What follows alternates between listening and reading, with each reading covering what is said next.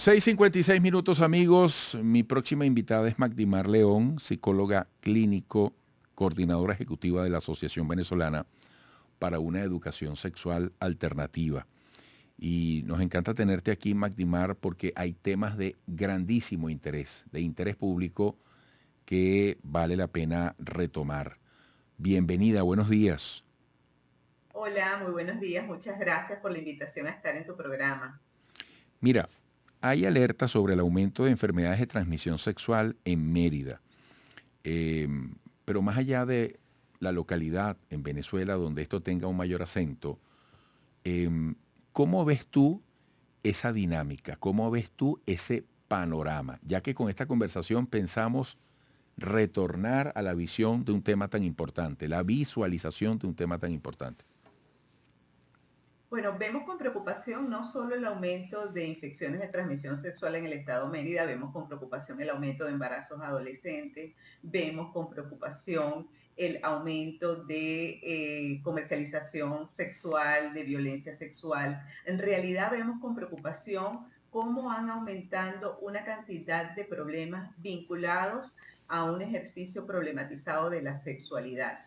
A una situación en la que la salud se ve afectada, la vida se pone en riesgo, las personas realmente no están tomando decisiones responsables y acertadas con respecto a su sexualidad, y todo esto se vincula con una serie de deficiencias desde el Estado venezolano, que no se está brindando ni la educación sexual, ni el acceso a los métodos anticonceptivos, ni el acceso a servicios de salud sexual y reproductiva, pues ni una cantidad de factores que serían los que permitirían a las personas no solo gozar de sus derechos sexuales y derechos reproductivos, sino también tener un ejercicio responsable de la sexualidad.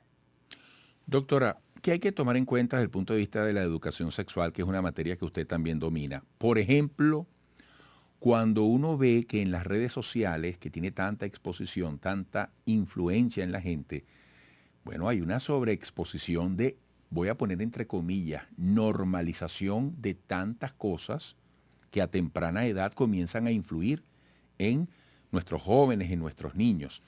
Eh, ¿Cómo ir en paralelo, simultáneamente, con la educación sexual en la familia, en la escuela, bueno, e incluso en todo lo que fluye en cauces como las redes sociales, por ejemplo? Bueno, es que es terrible porque realmente se está buscando información sobre sexualidad o educación sexual en las redes sociales y en la pornografía, que está a manos de todas las personas. En un estudio muy pequeño realizado por ABESA con estudiantes universitarios de una de las carreras, no voy a decir cuál carrera, estudiantes de la Universidad Central de Venezuela, se les preguntó cuál era la edad de inicio de consumo de pornografía, y la edad, y esto se hizo este año, 2023, la edad fue 8 años. Desde los 8 años ya comienza el consumo de pornografía, el consumo de este tipo de contenido, pero a la par tenemos un vacío enorme de educación sexual integral en las instituciones educativas y una falta de comunicación y de abordaje de estos temas por los grupos familiares. Entonces, ante este vacío, por supuesto que surgen estas problemáticas. Hay una desasistencia absoluta y una falta de herramientas, de información adecuada a manos de toda la población, no solamente de los niños y las niñas, de los adolescentes, pero también de las personas adultas que han vivido su sexualidad muy cargada de mitos, de falsas creencias y con unas prácticas muy irresponsables en el ejercicio de su sexualidad. ¿Qué debe tomar, amigos? Estamos conversando con Magdimar. Magdimar, para quienes transcriban esta entrevista, se escribe con G, después de la primera A, D de dedo Y. Magdimar León, psicóloga clínico y coordinadora ejecutiva de la Asociación Venezolana para una Educación Sexual Alternativa. ¿Qué elementos debe incluir una educación sexual hoy? Porque evidentemente los tiempos cambian. Claro, claro. ¿Verdad? ¿Qué elementos? Porque los extremos nunca son buenos, particularmente además en la educación, en la formación. Eh, no se trata, porque para que la gente entienda en qué punto debe colocarse la educación sexual, quiénes estamos llamados a ser parte de ese proceso, ¿no?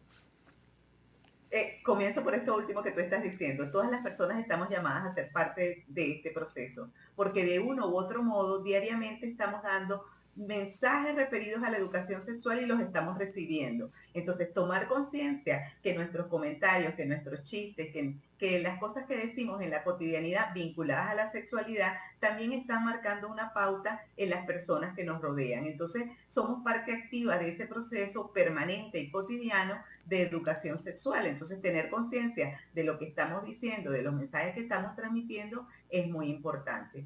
Pero con respecto a lo que me preguntabas antes, ¿qué debe tener una educación sexual integral hoy en día? Bueno, tiene que hablar obviamente de los factores biológicos, el cuerpo, los procesos, la reproducción. Tenemos que hablar obviamente de métodos anticonceptivos, pero no solamente de hablar de los métodos, sino de su uso. O por ejemplo, en el caso del condón, es preciso hablar de la negociación del condón. En Venezuela tenemos una asociación de uso de condón con promiscuidad y realmente el condón es lo que nos puede prevenir las infecciones de transmisión sexual. Entonces, estos datos de Mérida, por ejemplo, con este alto índice de infecciones de transmisión sexual, es resultado en buena medida de una falta de uso de condón y de relaciones no protegidas. Entonces, este es un componente que tiene que estar presente. Tenemos que hablar de la afectividad, porque las relaciones de pareja y las relaciones sexuales tienen un componente emocional y amoroso. Entonces tenemos que hablar de eso.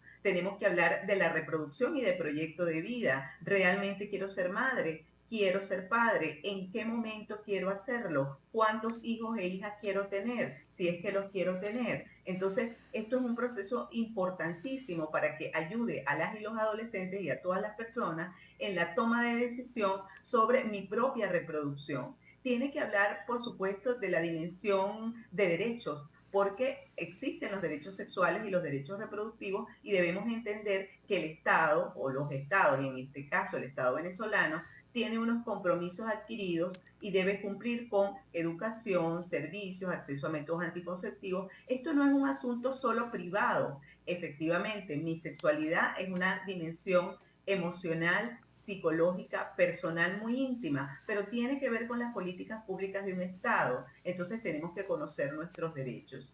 Quiere decir entonces que son muchas las dimensiones. No podemos dejar de lado hablar de la violencia sexual, hablar de la pornografía, hablar de la sexualidad en las redes sociales. Todos esos pueden ser elementos para conversar una conversación con nuestros hijos y nuestras hijas. Es importante que abordemos todos estos temas desde la cotidianidad, sin prejuicios, sin tabúes, porque es la única forma de brindar una información y una educación sexual adecuada.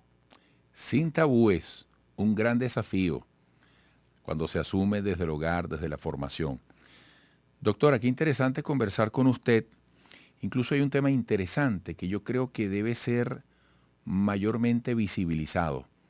El tema de la identidad de género, de la identidad sexual, toda esa evolución que uno ve en la conceptualización, porque ahora hablan, yo incluso lo escribí LGBTQ plus o más, y uno ve que de repente una persona se revela y una persona decide tomar el tema de su propio testimonio de manera pública, con eso aportar algo al asunto. Y yo pienso que eso también nos plantea un largo camino a recorrer en el plano de la formación de la educación sexual, desde lo que es el seno del hogar, la familia, para una mejor comunicación y comprensión del tema, ¿verdad? Se me agotó el Sí, tiempo, por pero supuesto. es un temazo. Y por supuesto, siempre partiendo de que toda persona es digna de respeto, es digna de expresar sus emociones, sus sentimientos y por supuesto que la violencia, los crímenes de odio, Ujú. la discriminación que existe hacia personas de la diversidad sexual o de identidades de género distintas a la heteronormativa es algo de lo que debemos partir. O sea, Ujú. creo que bajo ningún concepto debemos alentar el odio y la discriminación porque sabemos que eso a la larga genera crímenes de odio y de lo que estamos hablando es del homicidio de personas que tienen esta condición. Bueno, doctora, Creo que es la primera vez que conversamos, ¿correcto? Sí, primera Qué vez. bueno, me encanta.